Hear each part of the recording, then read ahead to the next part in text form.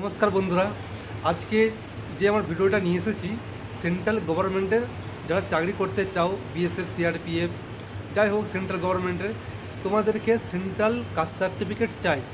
রাজ্যের আর caste certificate ওটা চলবে না। তুমি ফর্ম ফিল আপ করে দিবে, কিন্তু সেন্ট্রাল কাস্ট সার্টিফিকেট কখন লাগবে? যখন তোমার ডকুমেন্ট যখন ভেরিফিকেশন হবে, তখন তোমার সেন্ট্রাল গভর্নমেন্টের সার্টিফিকেট লাগবে, কাস্ট সার্টিফিকেট। যারা ইউআর আছো তাদের লাগবে না, যারা এসসি এসটি ওবিসি আছো তাদের সেন্ট্রাল ফরম্যাট আছে, সেন্ট্রাল ফরম্যাট, ওই ফরম্যাট তোমার কাস্ট সার্টিফিকেট ওটা বানাতে হবে। এটা কিভাবে বানাবে? এটা অনলাইনে হবে না অফলাইনে হবে? ভিডিওটা গুরুত্বপূর্ণ, এবং ভিডিওটা ছেড়ে চলে যাও না, স্কিপ করে দাও না, নাহলে কিছুই বুঝতে পারবে না। আবার ফের তোমাকে অন্য ভিডিও সার্চ করতে হবে, যে বলবে সেন্ট্রাল গভর্নমেন্টে আমি সার্টিফিকেট কী করে বানাবো। এখন থেকেই তুমি যদি বিএসএফে বা যে কোনো ডিফেন্সে তুমি যদি ফর্ম ফিল আপ করে থাকো এবং তোমার পরীক্ষা যদি দিয়ে থাকো বা মাঠ পাস করে যদি থাকো, সেন্ট্রাল গভর্নমেন্টে তুমি সার্টিফিকেটটা বানিয়ে নাও। যখন তোমার ডকুমেন্ট ভেরিফিকেশন হবে, মেডিকেল তুমি পাস করে যাবে যদি ফোর্থ লাইনে, তো তখন তোমার সেন্ট্রাল কাস্ট সার্টিফিকেট তোমার চাই অবশ্যই মাস।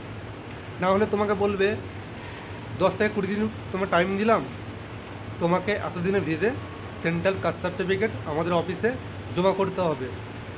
তুমি এত তাড়াতাড়ি তোমাকে কি বলবো, তুমি টাইমই পাবে না। তোমার সেন্ট্রাল কাস্ট সার্টিফিকেট করতে গেলে মিনিমাম তোমার টাইম লাগবে 10 দিন, তোমার টাইম লাগবে।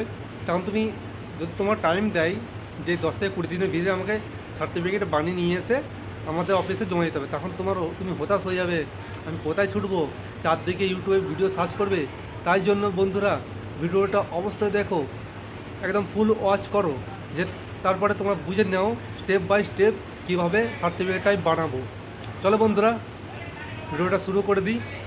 তো কিভাবে সার্টিফিকেটটা বানাবে, তোমার ফার্স্ট হলো আধার কার্ড চাই, মাধ্যমিকের অ্যাডমিট কার্ড চাই, আর সেন্ট্রাল ফরম্যাটটা তোমরা কোথায় পাবে? যে কোনো তোমার হচ্ছে এসএসসি জিডিতে তোমার যে পিডিএফটা আছে না, এসএসসি জিডি যে অফিসিয়ালি এসেছিলো নোটিফিকেশানটা, তোমার ওখানে তোমার ফরম্যাট দিয়ে আছে। ওবিসি হলে ওবিসি তোমার ফরম্যাট, এসসি এসটি হলে তার একটা আলাদা ফরম্যাট। তুমি যে কোনো নোটিফিকেশানে পেয়ে যাবে, যে কোনো নোটিফিকেশানে তোমার আইটিবিপিতে যদি তোমার হচ্ছে নোটিফিকেশান আছে, ফুল নোটিফিকেশান যদি আসে, বিএসএফে যদি আসে, এসএসবি যদি আসে, তোমার ওখান থেকে তুমি ফরম্যাট তুমি পেয়ে যাবে। তোমার লাস্ট পেজে থাকে, লাস্ট পেজে, ঠিক আছে? এসএসসি জিডিতে তুমি তোমার কাছে যদি অফিসিয়াল নোটিফিকেশান যদি থাকে, তোমার লাস্টের দিকে তুমি দেখবে ওখানে ওবিসি আছে, এসসি এসটি কাস্ট সার্টিফিকেট আছে। সেগুলো 2 কপি তুলবে, 2 কপি তুলে তারপরে তুমি কী জন্য বানাচ্ছ তার জন্য একটা তোমাকে চিঠি লিখতে হবে।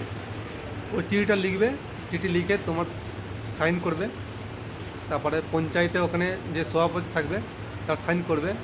আর পঞ্চায়েতের স্থায়ী বাসিন্দা সার্টিফিকেট অবশ্যই তুলবে মাস। আর হচ্ছে তোমার পঞ্চায়েতের স্থায়ী বাসিন্দা সার্টিফিকেট তুললে 1 কপি তোমার পাসপোর্টের ফটো ওখানে চিটবে, যেটা স্থায়ী বাসিন্দা সার্টিফিকেট আছে ওরা চিটবে। এবং তোমাদের যে প্রধান থাকে পঞ্চায়েতে, সেক্রেটারি, তার স্ট্যাম্প লাগবে, তার সাইন লাগবে। জাস্ট হয়ে গেল। দিয়ে ওগুলো কী করবে, ওগুলো নিয়ে তুমি বিডিও অফিসকে যাবে। বিডিও অফিস আছে তো, বিডিও অফিসকে ওখানে যাবে, যে বলবে আমি সেন্ট্রাল কাস্ট সার্টিফিকেট আমি করাবো, আমি এই ডিফেন্স লাইনে আছি, বা আমি এই সরকারি সেন্ট্রাল গভর্নমেন্টে আমি চাকরি করতে চাইছি, তো এখানে আমি সেন্ট্রাল কাস্ট সার্টিফিকেট আমি বানাবো। সেখানে 2টো ফরম্যাট দিবে, কাস্ট সার্টিফিকেট ফরম্যাট, তোমার আধার কার্ডের জেরক্স, তোমার মাধ্যমিকের অ্যাডমিট কার্ডের জেরক্স, আর 1 কপি ছবি। আর হচ্ছে যে তোমার চিঠি যেটা লিখলে আমি কী কারণে যে আমি বানাবো, দরখাস্ত বলছি, বাট দরখাস্তটা তোমাকে বানাতে হবে। দরখাস্তটা দিলেই তুমি ওখানে সব লিখে নেবে দরখাস্তটা কী জন্য আমি বানাবো। তুমি যদি সিআরপিএফের জন্য যদি জয়েন করতে হবে, সিআরপিএফে তোমার হচ্ছে লিখতে হবে আমি সিআরপিএফের জন্য আমি যাচ্ছি, আমার সেন্ট্রাল কাস্ট সার্টিফিকেট চাই। এরকম তুমি বিডিও অফিসকে যাবে, বিডিও অফিসে যে জমা দিবে, তারা বলবে 2 দিন বাদে এসডিও অফিসকে তোমার ওখানকে পাঠিয়ে দেওয়া হবে। তুমি ওখান থেকে নিয়ে নেবে।